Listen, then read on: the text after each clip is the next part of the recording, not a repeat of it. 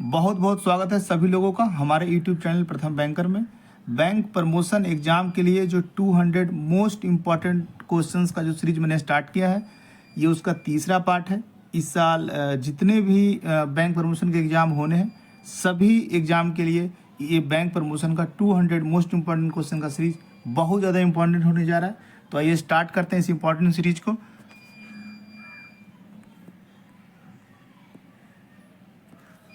तीसरे पार्ट का जो है पहला क्वेश्चन है, what is the maximum insurance coverage under DICGC। DICGC क्या है? कोई भी बैंक जो है आप वहाँ पे अपना डिपॉजिट करते हैं, अगर कल को बैंक वो डूब जाता है या बैंक बंद हो जाता है, उस केस में जो है DICGC आपका जो डिपॉजिट बैंक में होता है उसका गारंटी लेता है। ठीक है, इसका फुल फॉर्म क्या है? Deposit insurance and credit guarantee corporation, ये इसका फुल फॉर्म है। पहले इसका जो लिमिट था वो मैक्सिमम 1 लाख का था, पहले 1 लाख तक ये गारंटी लेता था, लेकिन आज के समय में इसका लिमिट बढ़ करके हो गया है 5 लाख। तो ये क्वेश्चन बन जाता है बहुत ही इंपॉर्टेंट आपके लिए, और ये क्वेश्चन आने का बिल्कुल संभावना है। प्रीवियस ईयर में भी ये क्वेश्चन आया हुआ है। ठीक है, तो क्या इसका आंसर है? 5 लाख है। इसमें 2 इंपॉर्टेंट चीज़ है, DICGC का फुल फॉर्म भी आपको पता होना चाहिए, दूसरा है क्या 5 लाख रुपया इसका लिमिट है, ये पता होना चाहिए। और आज के समय में जो बैंक्स पे करते हैं, ठीक है, इसमें एक इंश्योरेंस तरह का होता है, आपके डिपॉजिट पे 100 रुपया पे 12 पैसा, मतलब 100 रुपया पे जो है 12 पैसा का ये प्रीमियम पे होता है आपके डिपॉजिट पे बैंक के द्वारा, तभी आपको इंश्योरेंस मिलता है। कल को अगर वो बैंक डूब जाता है, वो बैंक फेल कर जाता है, उस केस में आपको जो है 5 लाख रुपये तक का अगर आपके अकाउंट में बैलेंस है तो आपको पूरा मिल जाता है। उससे ज़्यादा जितना भी बैलेंस आपके अकाउंट में है तो 5 लाख का मैक्सिमम ही वो गारंटी होता है, तो 5 लाख रुपये आपका सेफ है। नेक्स्ट क्वेश्चन देखते हैं हम लोग। Suspicious transaction report to be reported within how many days of its conformation.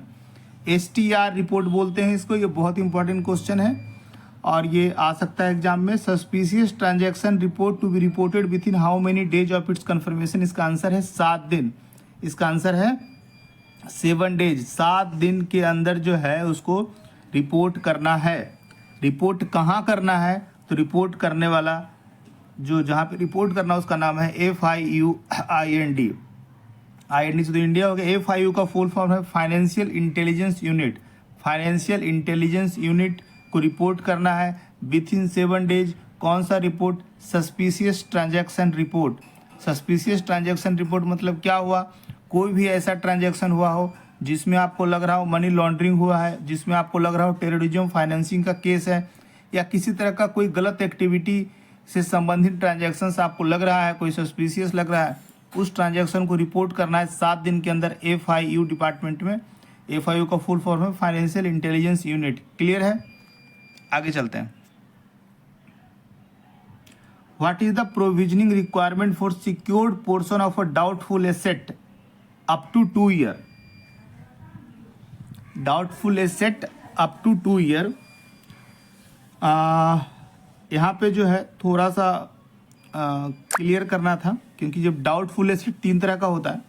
एक होता है D1 या DA1 कह सकते हैं, एक होता है D2, एक होता है D3। तो D1 में 1 साल तक रहता है कोई भी एसेट, D2 में 2 साल तक रहता है, और D3 में तब तक रहता है जब तक कि वो लॉस ना हो जाए। तो मेरे हिसाब से डाउटफुल एसेट 2 कहना था इसको, DA2 बोलते हैं उसको। तो अगर डाउटफुल एसेट 2 का केस है तो ये 40% इसका राइट आंसर है। ठीक है, और डाउटफुल 1 का केस है, उस केस में 25% इसका राइट आंसर है। ठीक है, तो doubtful asset up to 2 year का क्या मतलब हो गया? 1 साल डाउटफुल एसेट 1 में है और 1 साल डाउटफुल एसेट 2 में है। तो डाउटफुल एसेट 2 में जैसे ही पहुंचा तो उसका प्रोविजनिंग रिक्वायरमेंट कितना हो जाएगा? 40% का हो जाएगा। तो इसका राइट आंसर क्या है? 40%। वैसे आपके कंसेप्ट के लिए बता देता हूँ, डाउटफुल एसेट 1 में 25% सिक्योर्ड पोर्शन में है और अनसिक्योर्ड पोर्शन में 100% का प्रोविजनिंग है।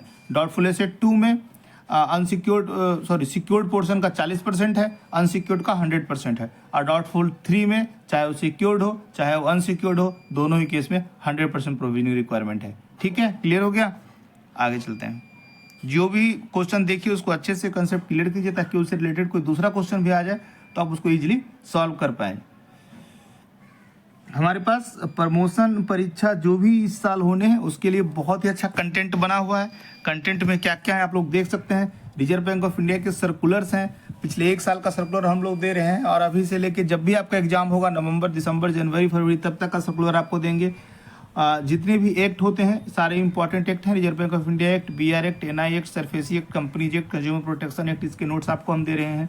प्राइवेट सेक्टर लैंडिंग बहुत इंपॉर्टेंट है, CGTMSE बहुत इंपॉर्टेंट है, DNRLM बहुत इंपॉर्टेंट है, DNLM, इसके नोट्स MCQ सब कुछ दे रहे हैं। ऑल इंपॉर्टेंट गवर्नमेंट स्कीम्स का जैसे PMEGV, PMFME हो गया, मुद्रा योजना हो गया, PMB सुकर्मा स्वनिधि स्कीम, स्टैंड अप योजना, APY, SPY, JBY,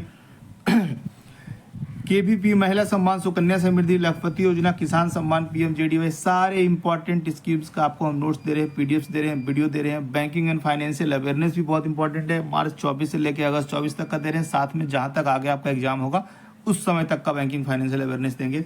NEFT, RTGS, IMPS, UPI 1, 2, 3 पे सब कुछ आपको दे रहे हैं। RBI इंटीग्रेटेड ओम्बड्समैन स्कीम बहुत इंपॉर्टेंट है। NRI बैंकिंग से रिलेटेड जो भी NRI, NRO, RFC, EEFC accounts होते हैं, FCNR, सबका बहुत अच्छे से नोट्स, MCQ सब कुछ बना हुआ है। NPA एंड प्रोविजनिंग बहुत important. Types of mortgage again बहुत इंपॉर्टेंट है। Types of charges, types of ATM, banker customer relationship, financial committees and limitation of document, money market instrument, financial regulatory body, RBI and its function. Important abbreviation बहुत important है। KYC AML policy आपके लिए बहुत important है।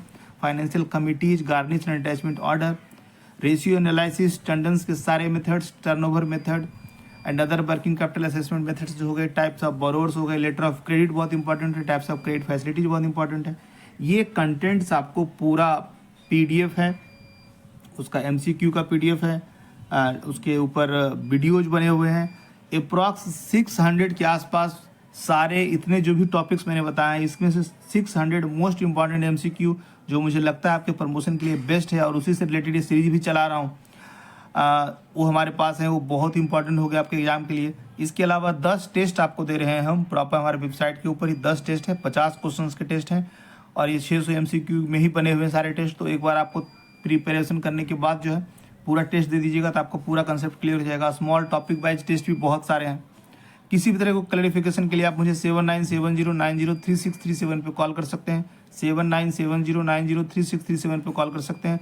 Clerical to scale 1 का जो promotion का course का फ़ी है 999 है, और जो स्केल 1 से 2 से 3 का फ़ी है वो 1199 है।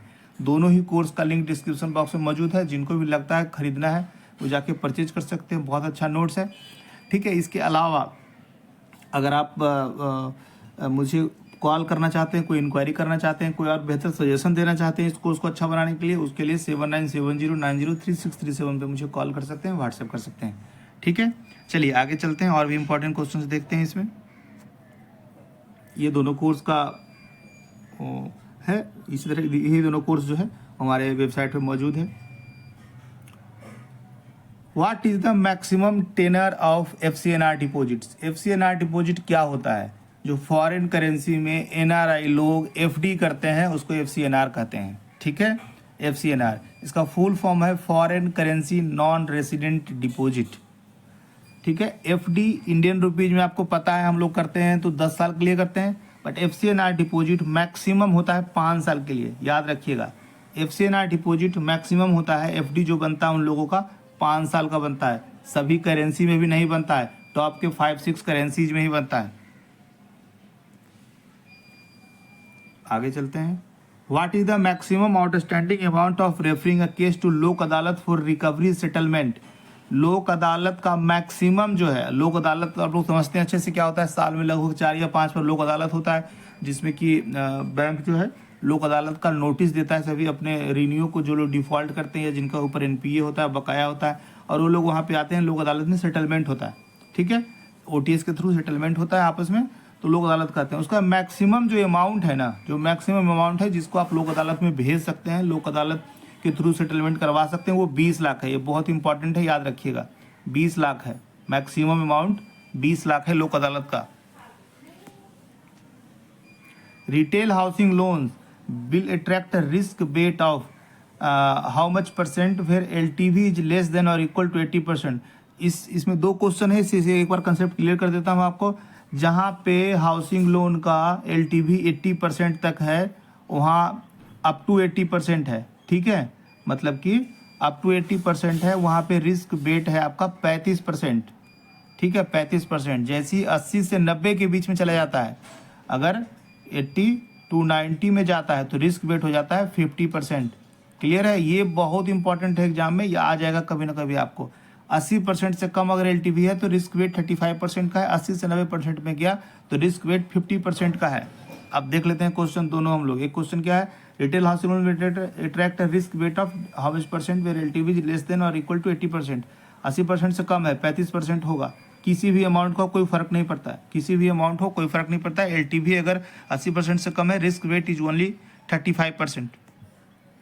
Next question, I think same question है, retail housing loan will attract risk weight of how much percent where LTV is more than 80% but less than और equal to 90%।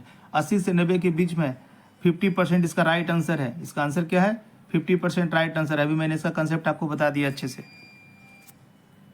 Next question, which type of account can be open by a person resident of USA visiting to India for a short period.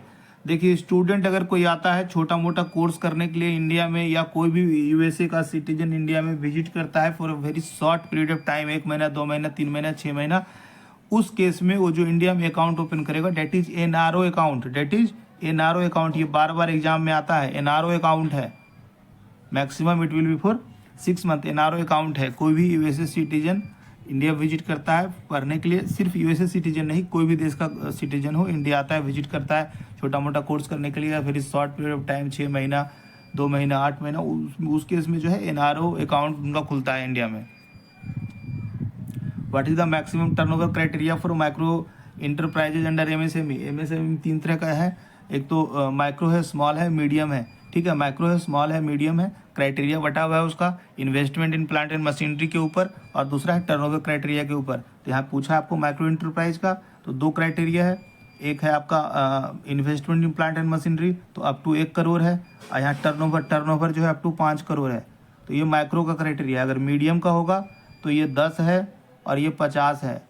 अगर small micro small, micro का हो गया ये, small का हो गया ये, मीडियम का है 50 करोड़ तक प्लांट एंड मशीनरी, 250 करोड़ तक आपका टर्नओवर। तो ये देखिए 3-4 इंपॉर्टेंट चीज हो गया इसमें, 6 क्वेश्चन घुसा हुआ है इसमें इंपॉर्टेंट। माइक्रो इंटरप्राइजेज का ये आपका है प्लांट एंड मशीनरी, ये टर्नओवर। स्मॉल का ये प्लांट एंड मशीनरी, ये टर्नओवर। मीडियम का ये प्लांट एंड मशीनरी, ये टर्नओवर, ठीक है। What is the minimum limit of debt for admission of case in DRT. Lok Adalat का मैक्सिमम 20 लाख था और डीआरटी का मिनिमम 20 लाख है, याद रखिएगा। लोक अदालत का मैक्सिमम 20 लाख है और डीआरटी का मिनिमम 20 लाख है।